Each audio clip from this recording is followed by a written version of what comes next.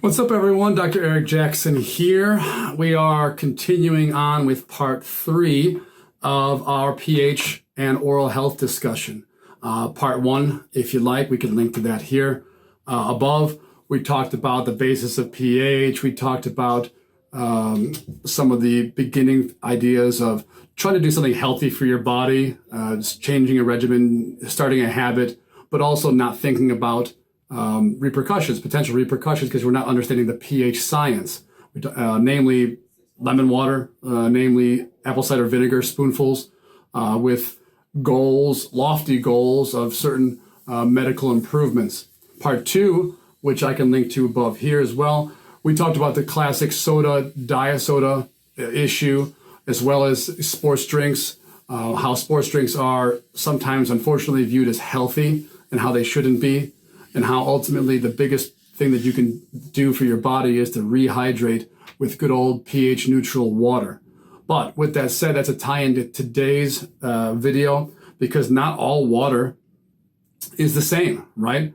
Let's first talk about probably the newest craze, right? In the last couple of years, we've seen a huge influx of sparkling waters, things like LaCroix and bubbly and whatnot, and they're tasty. I like them myself.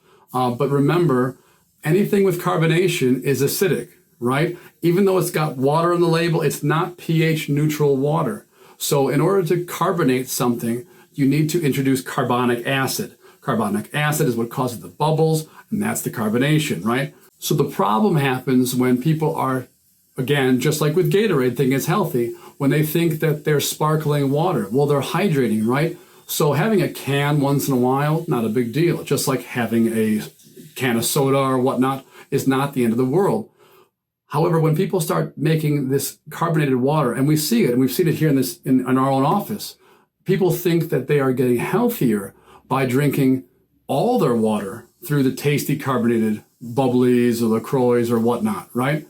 And that's not a good option because it's all acidic.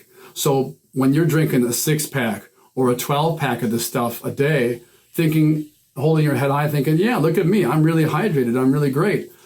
The other foot's going to drop, the other shoe's going to drop, and at some point, that acid's going to come to fruition. It's a real problem when people take something that is okay once in a while, like these carbonated beverages or sodas or whatnot, and make it the norm, right? Excess is not best. And so hydrating with carbonated beverages like bubbly and LaCroix and whatnot is not the way to go because of that carbonic acid acidic pH. It is something that we're seeing quite often, and we're having to try to really push hard to re-educate patients. That's the real reason why I wrote my article a while back, and why I'm kind of rehashing it in this video series now. It's to get the word out that bubbly that you're having, or that 6-pack of bubbly that you're having every single day, is not doing you any favors at all. It's very important to just drink regular water. If you want to hydrate, drink regular water. Here in Chicago, we have fantastic tap water. I think it's one of the best I've ever tasted in the country through my travels and whatnot. And it's free, or essentially free. And go for it. Drink all the regular tap water you want. So we've established that carbonated water is not regular pure water, right? It's carbonated, it has acid in it. So that classification of water should be used with caution when it comes to your oral health. Well, what about fitness water? Things like vitamin waters and Propels, those are healthy for me, right? Because it's fitness and it's water, right? Those are two good words and makes logical sense. Well, yeah, okay, there's extra vitamins in some of these. It's got, there's no carbonation. So you would think that it's not terribly acidic, but actually the acidity is still present in a lot of these because acidic water often tastes better. I pick on vitamin water and Propel, but really there's so many other ones out there. This is something that I want to mention because, again, tap water, tap water, tap water. Additionally to that, even regular bottled water is something you need to be careful of. Because like I mentioned, a slightly acidic water usually tastes better.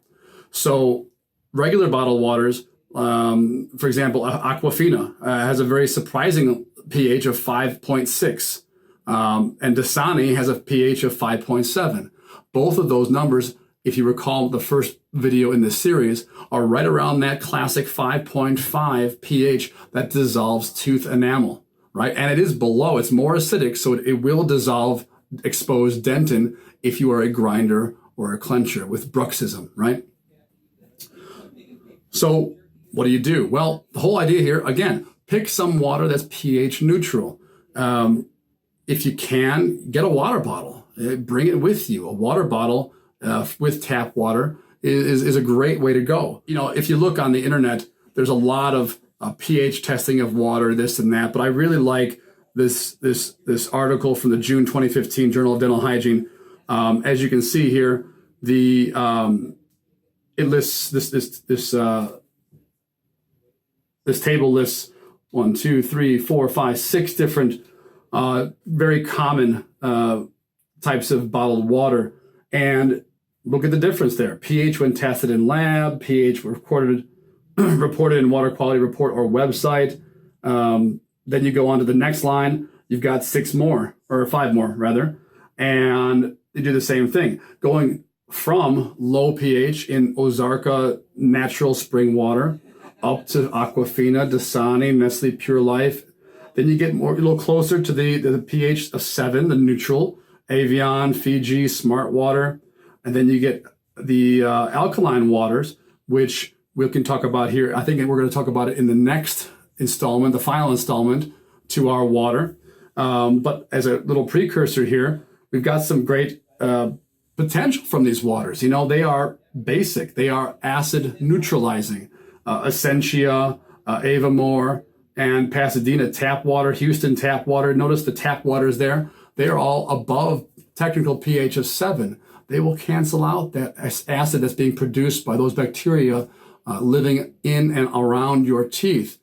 And that very well might prove to lower cavity prevalence in your mouth. So again, reach for tap water, especially if you're in Houston and Pasadena, because those look pretty good based on this study.